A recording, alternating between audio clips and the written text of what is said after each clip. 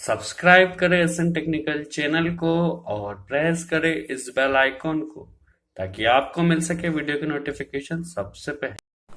Hello friends आज के video में हम सीखने वाले हैं रिले का कनेक्शन किस तरह किया जाता है, रिले में एनओ एंड एनसी की वर्किंग किस तरह होती है, हम किसी भी रिले में इंटरलॉकिंग किस तरह की जाती है। आज के वीडियो में हम प्रैक्टिकली सीखने वाले हैं।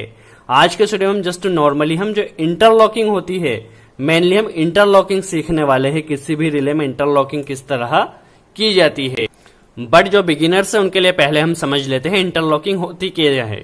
क्या होता है, जब भी हमारे पास कोई भी दो डिवाइस होती है, दो कॉन्टेक्टर या दो रिले या जो भी हमारे पास दो डिवाइस होती है और हम चाहते हैं हमारी कोई भी एट ए टाइम एक ही डिवाइस रन करे, that means at a time या तो हमारा ये रिले रन करे या ये वाला रिले रन करे। यदि हमारे पास दो कॉन्टेक्टर है तो एट ए टाइम एक कॉन्टेक्टर रन करे और दूसरे टाइम दूसरा कॉन्टेक्टर रन करे।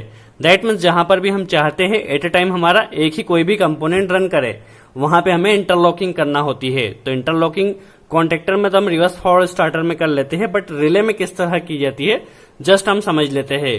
क्योंकि क्या होता है, जब आप कंट्रोलिंग करते हैं तो आपको रिले में से भी कई बार कंट्रोलिंग करना होती है, तो इसमें काफी ज्यादा कंफ्यूजन होता है।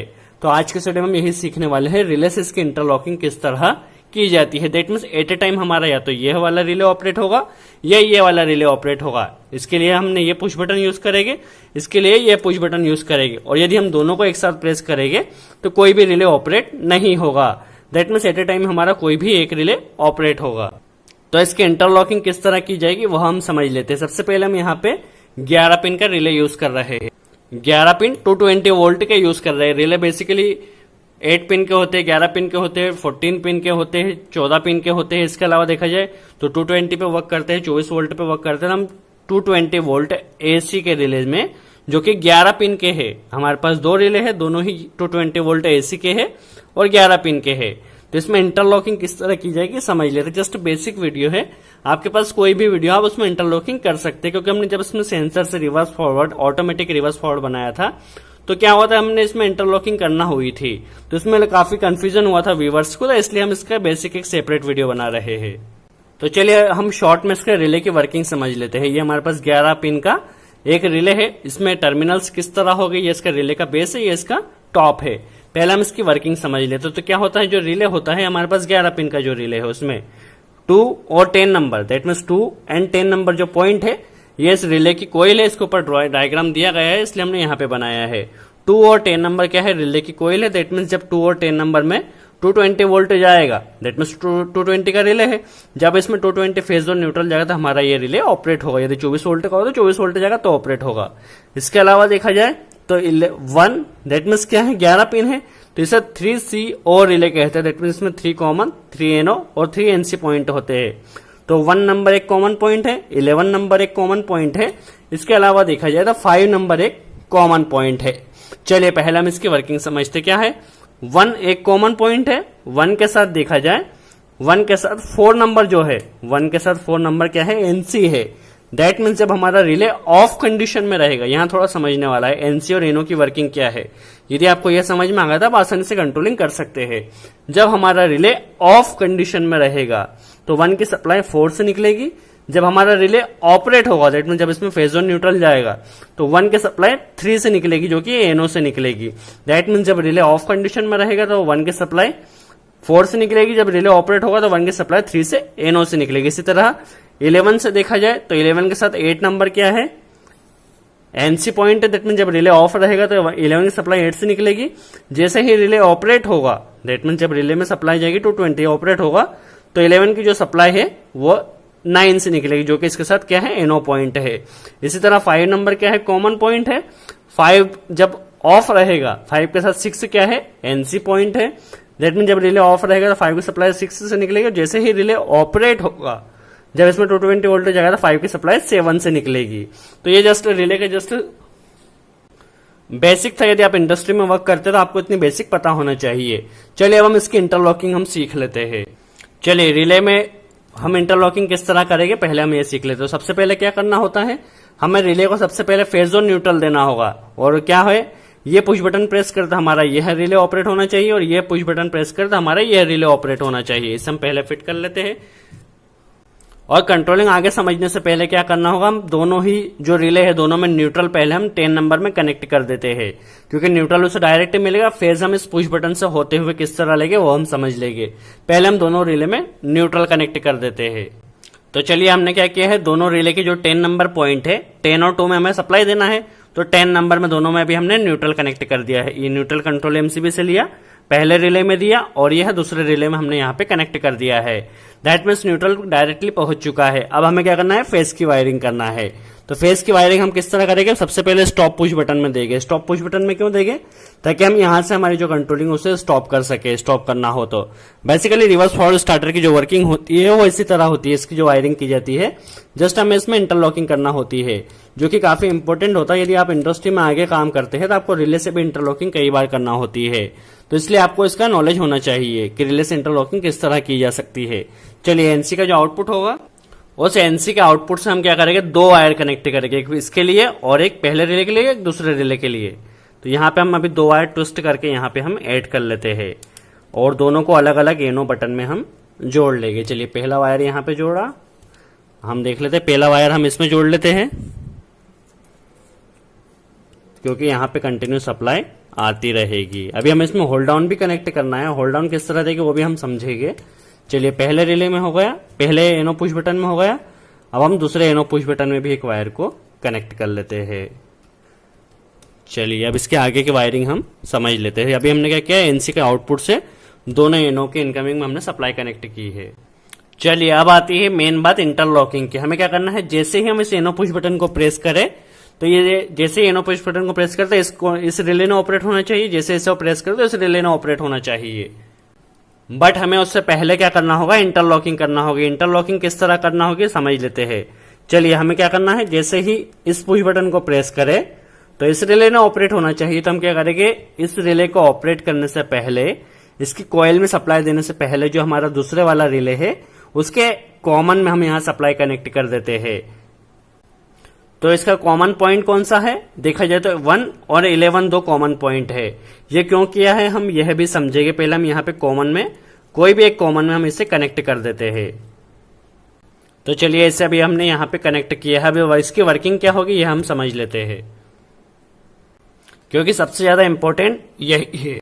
चलिए सबसे इंपॉर्टेंट बात यही है। तो हमें क्या करना है, कॉमन में अपने सप्लाई दी है। अभी हमने क्या सीखा था, जब रिले ऑफ कंडीशन में रहेगा तो जो कॉमन की सप्लाई वो एनसी से निकलेगी, और जब रिले ऑपरेट होगा तो कॉमन की सप्लाई एनओ से निकलेगी। तो हमें ऑफ कंडीशन में वर्किंग करना है। दैट मीन्स यह रिले जब ऑफ रहे तब यह ऑपरेट होना चाहिए। तो हम क्या करेंगे, इसका एनसी पॉइंट यूज करेंगे। क्यों, क्योंकि जब हमारा यह वाला रिले ऑफ रहेगा तो ही ये ऑन होगा। दैट मीन्स हमें जस्ट इंटरलॉकिंग करना है, एट ए टाइम हमारा एक ही रिले ऑपरेट हो। तो क्या वर्किंग रहेगी, जब हमने इसके एनसी से इसलिए लिया है क्योंकि जब हमारा ये रिले ऑफ रहेगा तो ही कॉमन की सप्लाई एनसी से पास होगी और हमारे इस रिले की कॉइल में सप्लाई आएगी और हमारा यह रिले ऑपरेट होगा। अब जब हमारा यह रिले ऑपरेट होगा, जब ये रिले ऑपरेट होगा तो ये क्या होगा, एनो बना हुआ होगा। अब जब हम इसे ऑपरेट करेंगे तो यह ऑपरेट नहीं होगा। जस्ट इंटरलॉकिंग का मेन फंक्शन यही होता है, जब भी हम किसी भी चीज में इंटरलॉकिंग कर रहे हो तो जो चीज को ऑपरेट करना है उसे दूसरे रिले के या दूसरे कॉन्टेक्टर के एनसी से निकाल कर करते हैं, ताकि एट ए टाइम हमारी एक ही कोई भी कंपोनेंट ऑन रहे। तो अब क्या होगा, जैसे ही हम इस एनो पुश बटन को प्रेस करेंगे तो हमारा यह रिले ऑपरेट होगा इसके एनसी से होता हुआ। अभी हमने इसमें होल्ड डाउन कनेक्ट नहीं किया है, जितनी देर हम पुश बटन प्रेस करेंगे उतनी ही देर ऑपरेट होगा। इसलिए इसी तरह इसके भी कर लेते, फिर हम इसमें होल्ड डाउन किस तरह देंगे यह समझ लेंगे। चलिए इसके एनो में पहले हम एक वायर कनेक्ट कर लेते हैं। तब हम जब हम इस एनो पुश बटन को प्रेस करेंगे तो हमारे इस रिले ने ऑपरेट होना चाहिए। बट क्या किस तरह कंडीशन रहेगी इंटरलॉकिंग के लिए, दूसरे रिले के कोई भी एक एनसी पॉइंट को हमें यूज करना होगा। क्या करना होगा, ये जो सप्लाई है जैसे ही हम इसे प्रेस करेंगे तो यह कहां जाना चाहिए, दूसरे रिले के कॉमन पॉइंट में। पहले हम इसे कॉमन में जोड़ लेते हैं। आप कनेक्शन को अच्छे से फुल टाइट कीजिए, कहीं पर भी कोई लूजिंग नहीं होना चाहिए। तो चलिए कॉमन में दे दिया। अब क्या करना होगा, हमें इसका एनसी पॉइंट यूज करना होगा। तो हम क्या करेंगे, इसके एनसी में एक वायर पहले कनेक्ट कर। तो इसके एनसी पॉइंट में हमने एक वायर कनेक्ट कर लिया है, कॉमन में दिया और इसे एनसी से निकाला है। दैट मीन्स जब यह रिले ऑफ रहेगा तब कॉमन की सप्लाई कहां से निकलेगी, एनसी से निकलेगी, और हमें इसे ले जाकर कहां देना है, इस रिले की कॉइल में। तो जब ये रिले ऑफ रहेगा तब जब हम इसे प्रेस करेंगे तो ये रिले जब ऑफ रहेगा तभी ये ऑन होगा। अदरवाइज यदि ये ऑन है तब हम इसे प्रेस करते तो ये ऑन नहीं होगा। यही इंटरलॉकिंग की मेन खासियत है। एट ए टाइम हमारा कोई भी एक रिले ऑपरेट होगा। इसे हम प्रैक्टिकली अभी करके भी देख लेते हैं। जस्ट अभी हमने इसमें होल्ड डाउन नहीं दिया है तो हमारे इंटरलॉकिंग की वायरिंग तो कंप्लीट हो गई है। एट ए टाइम हमारा कोई भी एक रिले ऑपरेट होगा, कोई भी 2 relay at a time operate नहीं हो सकते। बट अभी ये कंडीशन क्या है, जितनी देर हम इस पुश बटन को प्रेस करेंगे, सपोज इसको प्रेस किया तो ये रिले ऑपरेट हुआ, इसको प्रेस किया तो ये रिले ऑपरेट हुआ, बट कितनी देर तक, जितनी देर तक हम पुश बटन को प्रेस किया है। अभी हमें इसे परमानेंट ऑपरेट करने के लिए होल्ड डाउन भी देना होगा। तो होल्ड डाउन के लिए हमें इसका एक और कॉमन और एनो पॉइंट यूज करना होगा। नॉर्मली हमने होल्ड डाउन रिले में किस तरह दिया जाता है उसके ऊपर वीडियो बनाया था। चलिए कॉन्टेक्टर से समझते हैं। कॉन्टेक्टर में क्या करना होता है, इसकी कॉइल में हमें 220 वोल्ट देना होता है। इसमें होल्डिंग के लिए क्या करना होता है, यहाँ जैसे सपोज हमने यहाँ पे फेस दिया, यहाँ से कॉमन में एक लूपी से सप्लाई कनेक्ट करना होती है और एनसी के आउटपुट से या एनो के इनपुट से हम एक वायर लेके यहाँ पे एनो में कनेक्ट कर देते हैं तो हमारा रिले होल्ड हो जाता है। तो इसी तरह हम क्या करेंगे, दोनों रिले में क्या करेंगे, जैसे कोयल में सप्लाई हमारी यहाँ पे आ गई तो यहाँ से इसके कॉमन में जिस तरह देते हैं, दोनों कॉमन पॉइंट हम कौन सा यूज करेंगे, 1 नंबर का कॉमन पॉइंट यूज करेंगे। 2 की सप्लाई 1 में अभी हम दोनों रिले में कनेक्ट कर देते हैं। जस्ट एक एक लूपिंग एक एक वायर की कनेक्ट कर लेते हैं। तो चलिए अभी हमने दोनों रिले में क्या किया है, तो चलिए दोनों लूपिंग हमने अभी कॉमन में कनेक्ट कर ली है। अभी हमने कॉमन पॉइंट कौन सा यूज किया है, 1 नंबर का पॉइंट यूज किया है। तो होल्ड डाउन के लिए हमें क्या करना होता है, कॉन्टेक्टर में हमें जस्ट इसका एनो यूज करना होता है। तो 1 के साथ एनो पॉइंट कौन सा है, ताकि हमारा कॉन्टेक्टर क्या हो, जस्ट एक बार रिले जब भी ऑपरेट हो तो उसके एनो से होल्ड डाउन मिल सके। तो हमें क्या करना है, 1 के साथ 3 नंबर क्या है, एनो है, जिस तरह हमने देखा था। तब हम होल्ड डाउन किस तरह देंगे यह समझ लेते हैं। हम होल्ड डाउन नॉर्मली कहां से देते हैं, एनसी के आउटपुट से या एनो के इनपुट से। तो हम कोई भी एनो के इनपुट से दे सकते थे। हम यह वाला एनो यूज कर रहे हैं होल्ड डाउन देने के लिए, क्योंकि कंटिन्यू यहाँ पे सप्लाई आती रहती है। चलिए हमने यह वाला एनो यूज किया है। अब हमें क्या करना है, जो 1 नंबर कॉमन है उसका एनो पॉइंट यूज करना है, ताकि जैसे ही एक बार रिले हमारा ऑपरेट हो तो उससे होल्ड डाउन परमानेंट मिल सके। तो हमें क्या करना होगा, इस रिले में भी होल्ड डाउन देना है, 1 के साथ 3 एनो है, और इस रिले में भी 1 के साथ 3 एनो है। तो यहाँ पे पहले हम एक वायर कनेक्ट करते हैं और चूंकि इसमें भी देना है इसके लिए हम एक लूपिंग ले लेते हैं। तो हम इसे जोड़ लेते हैं क्योंकि दोनों रिलो में हमें होल्ड डाउन प्रोवाइड करना है। चलिए इसे यहाँ पे जोड़ लिया, अब इसे कनेक्ट कर ले। चलिए इसे हम यहाँ पे जोड़ लेते हैं। तो क्या होगा, ये पहले रिले को होल्ड डाउन मिल गया। जस्ट जैसे ही हम इस एनो पुश बटन को प्रेस करेंगे हमारा रिले परमानेंट होल्ड हो जाएगा। इसी तरह हमें दूसरे रिले में भी होल्ड डाउन देना है, तो इसे हम दूसरे रिले में भी पहले कनेक्ट कर लेते हैं। तो हमारा दोनों रिले में अभी होल्ड डाउन कनेक्ट हो गया है। जस्ट हमारे रिले में होल्ड डाउन भी हो गया है और इंटरलॉकिंग भी हो गई है। अब एट ए टाइम हमारा एक ही रिले ऑपरेट होगा। चलिए किस तरह इसकी वर्किंग है, पहले हम वर्किंग समझ लेते हैं। तो चलिए इसकी वर्किंग हम समझ लेते हैं। कनेक्शन यहाँ पे थोड़ा कॉम्प्लिकेटेड लग रहा है बट है काफी सिंपल। जस्ट हमने क्या किया है, जैसे इसे प्रेस करेंगे तो इसके एनसी से हमने इसको ऑपरेट किया है, जैसे इसे प्रेस करेंगे तो इसके एनसी से इसे ऑपरेट किया है, और हमने क्या किया है, होल्ड डाउन दे दिया। जस्ट इंटरलॉकिंग और होल्ड डाउन दोनों किया है।